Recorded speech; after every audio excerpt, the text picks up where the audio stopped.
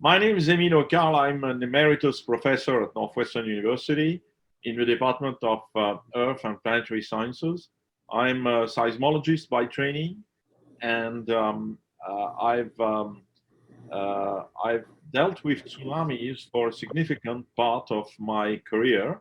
It was not an exclusive interest, but I've conducted studies regarding tsunamis, both theoretically, on the field, and through the interview of old witnesses um, regarding historical events. Now, regarding the 2011 tsunami, um, I have some particularly personal memories of it because on that day I happened to be in Tahiti, in French Polynesia, where I was on a scientific visit to a laboratory which functions as a tsunami warning center. And what is absolutely flabbergasting is that a year before I was in Tahiti during a similar visit, I used to go about once a year during the Chilean tsunami of 2010. And for someone like me who had been dealing with tsunamis mostly as a theoretical type, I found myself 2 years in a row on the front line in a laboratory which was participating in a real-time tsunami warning effort. And the coincidence was just statistically totally improbable, and it was something like winning the jackpot on the lottery 2 years in a row. Professionally, I was affected because it was a very large event, and I've been studying large earthquakes for several decades now, for most of my career. And it affected me because it changed our views on some ideas that we thought we had a good picture of, such as seismic similitude, which are the scaling laws according to which earthquakes are supposed to grow, and this one didn't. And the question of where the biggest earthquakes, these mega earthquakes, can take place. And we think that I mean, as one of the consequences of the 2011 tsunami was that we now think that they can occur pretty much everywhere. But at least all subduction zones have a propensity or potential for this kind of mega earthquake. We may be proved wrong in the future when we find a better mousetrap, but we haven't found it yet. And I was affected also because, interestingly enough, this earthquake was one of the largest ones and ever recorded, and as such, through the tsunami, it provided an element of coupling between the solid earth, the ocean, and the atmosphere. Not to say not to say also the solar system. I'll tell you one thing in a minute, but this coupling is very weak, so it takes really gigantic earthquakes to be able to generate it.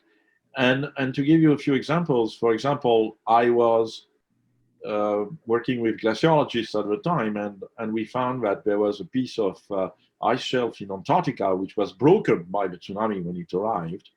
We're not exactly 100% sure because we don't have pictures, satellite pictures, we have only a couple every day, but very clearly we can put a time window of when this giant iceberg went loose, and it is about the time when the tsunami arrived in Antarctica. So this is one thing that, for example, was an incredible opportunity for me to work on with colleagues who are glaciologists. Another example, which is fascinating, is the fact that when you have a tsunami, you move enormous amounts of water, of course, and this water has a mass, and so you are deforming the distribution of mass at the surface of the Earth. And it turns out that in doing so, you are actually deforming gravity field of the Earth. And I'm involved in collaboration with a number of people studying the gravity field of the Earth, notably through the GRACE project, which are two satellites which are following each other on an orbit at about 400 kilometers. And they are on the same orbit, and they range very precisely from one to another to compute their distance with a precision which is flabbergasting, which is like something like under 1 millimeter. And if you move these enormous amounts of water, or actually you move the gravity, we change the gravity field of the Earth in a way that can affect slightly the orbits of these satellites. And we've detected the signal. Our most beautiful signal, I must say that our most beautiful signal is actually in Sumatra, because Sumatra is even bigger in the far field than Tohoku. But we have it for, I think, 2 or 3 tsunamis, which are Sumatra, Chile, and Tohoku. And so, you know, these are fields which are absolutely, you wouldn't have thought that somewhere, even outside the atmosphere of the Earth, okay, you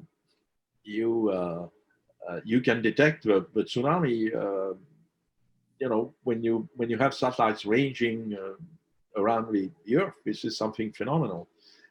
What purpose can it serve? Frankly, I don't know, but the science is there. It's beautiful. Another example that I didn't mention, and I was vaguely associated with it at some point, but the work has been done mostly by scientists in Taiwan and in the United States and in France, is the fact that the tsunami wave is prolonged in the atmosphere of the Earth, and because the particle density of the atmosphere decreases very fast, it can lead to enormous oscillations of the ionosphere, which perturb GPS signals and can actually glow in the dark if it's at night. And you know, these kinds of things have been detected. And again, I don't see that it will necessarily have much impact in terms of tsunami warning or anything, but it's beautiful science. And the fact that I've been involved in sometimes very minor collaborations on these kinds of subjects is incredibly fulfilling. I'm going to say education, education, education. The difference between an educated person who knows what various geological hazards, be there tsunamis, hurricanes, tornadoes, landslides, earthquakes, forest fires, you name it.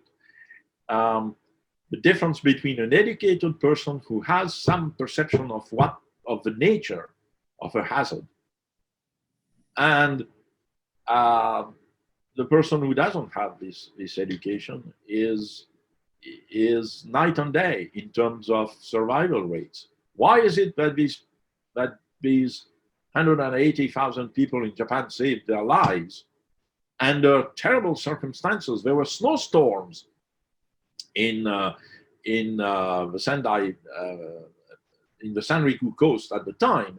Why is it that they saved their lives? It's because they knew what it was all about. And why is it so? It's because they were educated. And so education, be it formal or ancestral, you know, your grandpa telling you I had to run for my life and so on, or in the form, as I said, of drills. That's very important. And I'm pleased Professor Dangler at Humboldt State invited me I think it was 2010, right after the Chilean tsunami. She invited me to participate in a drill in Crescent City. And I think that was a a wonderful occasion and a wonderful element of education. So my message would be education, education, education. Not surprisingly, I'm a teacher.